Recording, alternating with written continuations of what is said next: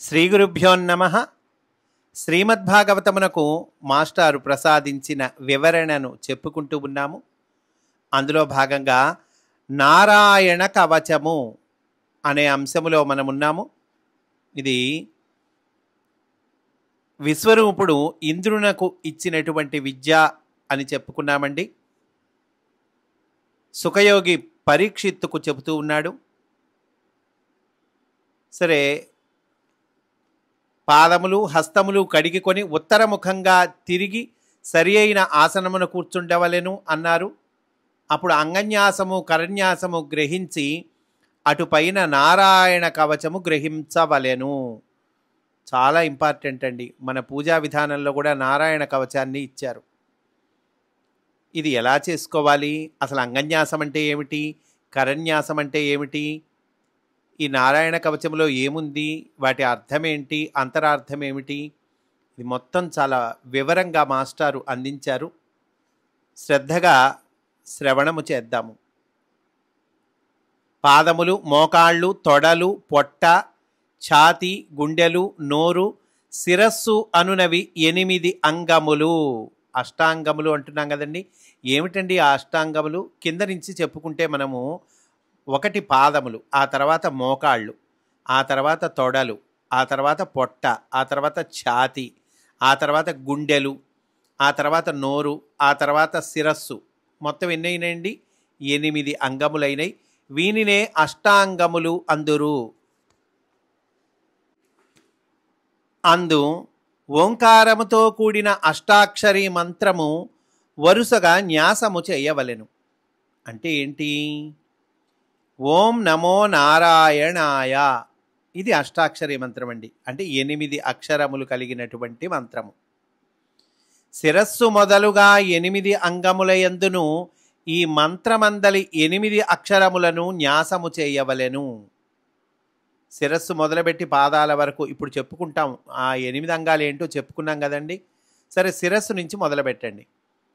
ఈ 8 మంత్రాలను అంటే 8 అక్షరాలను 8 అంగములయందును ఈ అక్షరములను న్యాసము చేయవలెను అంటున్నారు. లేదా అవే అక్షరములను దిగువ నుండి మీదకు, అంటే పాదముల దగ్గర నుంచి శిరస్సు వరకు అట్లయినా పర్వాలేదు, అలా అయినా న్యాసము చేయవచ్చును. అటు పైన ద్వాదశాక్షరి విద్య చేత కరన్యాసము చేయవలెను. అంగన్యాసం అయిపోయింది, ఇప్పుడు కరన్యాసము. ఈ కరన్యాసము ఎట్లా చెయ్యాలి? ద్వాదశాక్షరి విద్య చేత. అంటే ద్వాదశాక్షరి విద్య అనగా ఓం నమో భగవతే వాసుదేవాయ. ఎన్ని అక్షరాలు ఉన్నాయండి? 12 అక్షరాలు. కనుక 12 అక్షరముల మంత్రము ఇది. బాగుందండి. అసలు న్యాసం అంటే ఏంటి? న్యాసము అనగా ఉంచుట, అర్పించుట అని అర్థము. న్యాసము అంటే ఉంచుట. ఏముంచుతాము? మనమున్న చోట మన స్మరణము మాని భగవంతుని స్మరణము ఉంచుటను న్యాస విద్య అందురు. చాలా ఒక్క వాక్యంలో ఇచ్చారండి మాస్టారు. మనమున్న చోట మన స్మరణం మాని భగవంతుని స్మరణాన్ని ఉంచాలి. అదిగో అదే న్యాస విద్య. దానికి ఉపాధిగా భగవంతుని నామములలో ఒకదానిని మన దేహ భాగములందు ప్రతిష్ఠించుటను అంగన్యాసం అందురు. అసలు జరగాల్సిందేంటి? మన స్మరణము మాని, మనమున్న చోట మన స్మరణం మాని భగవంతుని స్మరణాన్ని ఉంచాలి. దానికి అట్లా చేయటం కోసం ఉపాధిగా అంటున్నారు. ఒక నామాన్ని తీసుకోవాలి. భగవంతుని నామాల్లో ఒక నామాన్ని తీసుకొని మన దేహ భాగములందు ప్రతిష్ఠించుట, దాన్ని అంగన్యాసం అంటారు. 2 చేతుల విభాగముల యందును న్యాసము చేయుట కరన్యాసము అనబడును. ఇదే దేహములో చేస్తే దాన్ని అంగన్యాసం అన్నారు. 2 చేతులు తీసుకోండి, ఆ 2 చేతుల విభాగాలు తీసుకోండి, అక్కడ న్యాసం చేయండి. అంటే అక్కడ ఉంచండి ఆ అక్షరాలని.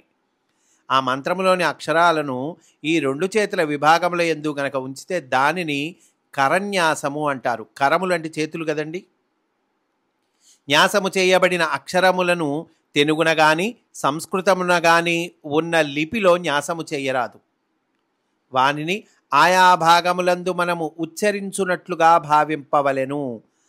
ఆయా భాగాల యందు మనము ఉచ్చరిస్తున్నామో ఆ అక్షరాన్ని అన్నట్లు భావించాలండి.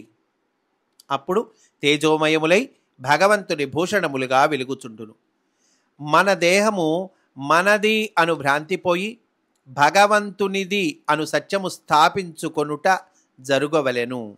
అప్పుడే భగవంతుడు మంత్రమూర్తియగు కవచముగా వెలుగును.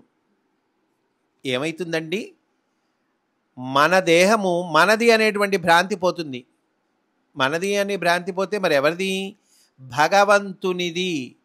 అది సత్యమండి. ఈ దేహం భగవంతుడిది కనుక ఉన్న భ్రాంతి పోయి సత్యమేదో అది స్థాపించుకుంటుంది.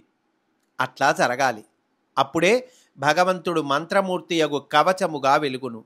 లేనిచో అంతర్యామిగా మాత్రమే ఉండును. ఇలా అంగన్యాసము కరన్యాసము చేయటము వల్ల భగవంతుడు మంత్రమూర్తియగు కవచముగా వెలుగును అంటున్నారండి. అలా లేకపోతే అంతర్యామిగా మాత్రమే ఉండిపోవును.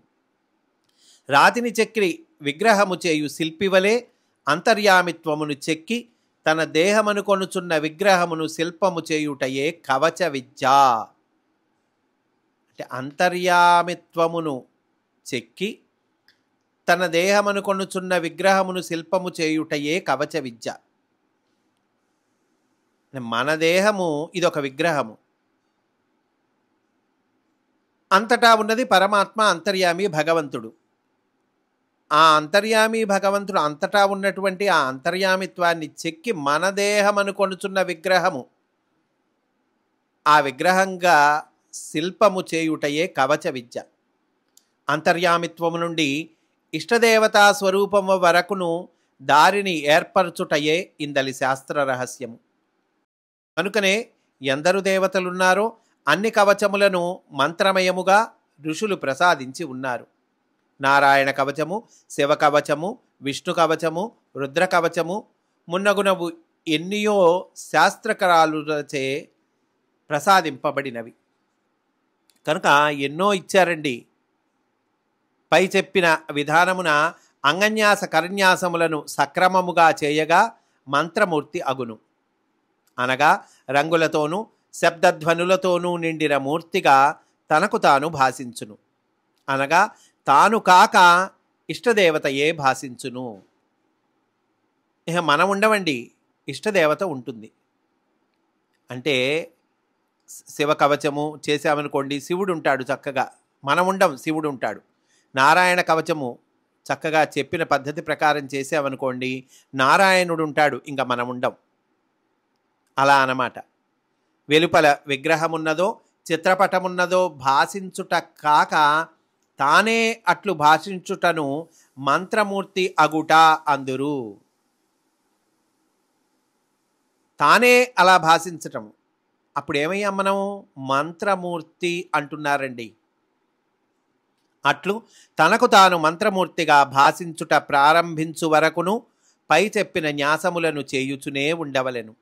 భాషించినప్పటి నుండి ప్రణవాది అకారాంతమగు మహామంత్రమును చేతుల వ్రేళ్ల కణుపుల యందు న్యాసము చేయవలెను.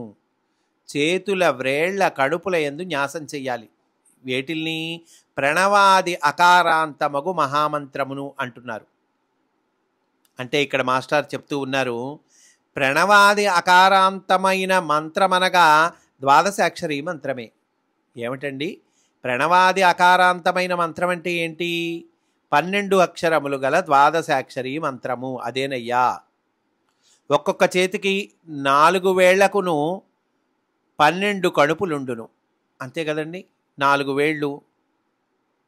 ఒక్కొక్క చేతికి 3 కణుపులు తీసేసుకో, 3 కణుపులు చప్పున 4 వేళ్లకి మొత్తం ఎన్ని కణుపులు ఉన్నాయండి? 12 కణుపులుండును. కనుక ఈ న్యాసము చెయ్యవలెను. అటుపైన దేహమునందలి 12 సంధులు సంధుల ఎందును న్యాసము చేయవలెను. 12 సంధులు ఉన్నాయి దేహంలో. ఆ 12 సంధుల ఎందు కూడా న్యాసము చేయవలెను. ఏమిటండి ఆ సంధులు? మూర్ధము, ముఖము, ఉరస్సు, హృదయము, కడుపు, మొల, పొత్తి కడుపు, కుహ్యము, తొడలు, మోకాళ్ళు, పిక్కలు, పాదములు. ఇవి 12 సంధులు. ఈ 2 విధములుగా ద్వాదశాక్షరి మంత్రమును న్యాసము చేసి 2 విధాలు అన్నారండి. ఏమిటి? ఒకటేమో చేతి వేళ్లకు 12 కణుపులు, ఆ 12 కణుపులందు న్యాసం చేయాలి. రెండోదేమో దేహమందు 12 సంధులున్నాయి, ఆ సంధులు వాటి యందు న్యాసము చేయాలి అన్నారు. కనుక ఈ 2 విధములుగా ద్వాదశాక్షరి మంత్రమును న్యాసము చేసి మరలా మంత్రమూర్తిగా వెలుగవలెను. అటుపైన విష్ణవే నమః అను మంత్రమును ఈ దిగువ విధముగా న్యాసము చేయవలెను. 1 హృదయమున ఓంకారము, 2 మూర్ధమున వికారము, 3 భ్రూమధ్యమున షకారము, 4 శిఖయందు నకారము, 5 నేత్రములయందు వేకారము న్యాసము చేయవలెను. మిగిలిన దేహ సంధులన్నిటి యందును నకారమును ఉంచవలెను. మకారముతో అస్త్రమును సంకల్పింపవలెను. మహా ఫట్ ఇది అస్త్రాయ ఫట్ అను మంత్రముతో అస్త్రముద్ర ధరించి ఇది చేయవలెను. ఇప్పుడు పరిపూర్ణ మంత్రమూర్తి అగును. అటుపైన అస్త్రాయ ఫట్ అను మంత్రముతో దిగ్బంధము చేయవలెను. ఇది మూలమున చెప్పబడలేదు. మహాఫట్ అను మంత్రముతోనే అస్త్రము సంకల్పించి అన్ని దిక్కులయందును బంధము చేయవలెనని మూలమున ఉన్నది. అప్పుడు తాను తనలోని పరమాత్మను ధ్యానింపవలెను. అట్లు ధ్యానించుటలో తాను వేరుగానున్నానన్న భ్రాంతి తొలగును. దానితో విద్యామూర్తి తపోమూర్తి అగును. అంటే నేను వేరు అనేటువంటి భ్రాంతి పోతుందండి. ఎంత మంచి విషయం అండి. అప్పుడు తాను తనలోని పరమాత్మను ధ్యానించాలి. అట్లా ధ్యానించటం వల్ల తాను వేరుగానున్నాను అను భ్రాంతి తొలగును. ఏమైతాడు దాంతో? విద్యామూర్తి తపోమూర్తి అగును అంటున్నారు. అంటే మాస్టర్ చెప్తూ ఉన్నారు, తేజోమూర్తి కూడా అగునని మూలములో తేజోమూర్తి కూడా అవుతాడని ఉందటండి. విద్యామూర్తి అనగా పరమాత్మయే తన దేహాది రూపములుగా వెలుగుచున్నాడని తెలియుట.